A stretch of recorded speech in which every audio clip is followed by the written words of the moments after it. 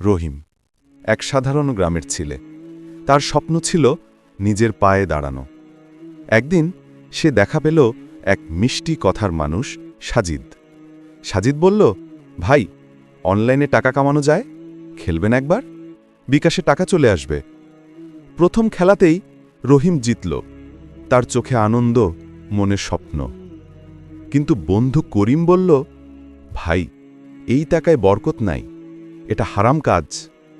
রহিম শুনল না, লোভে পড়ে গেল আরও গভীরে। কয়েকদিন পর সব হারিয়ে গেল। বেতন, টাকা, শান্তি কিছুই রইল না।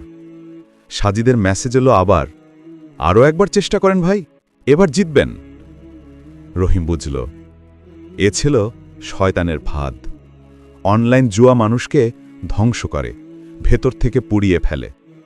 আজ রহিম তওবা করেছে।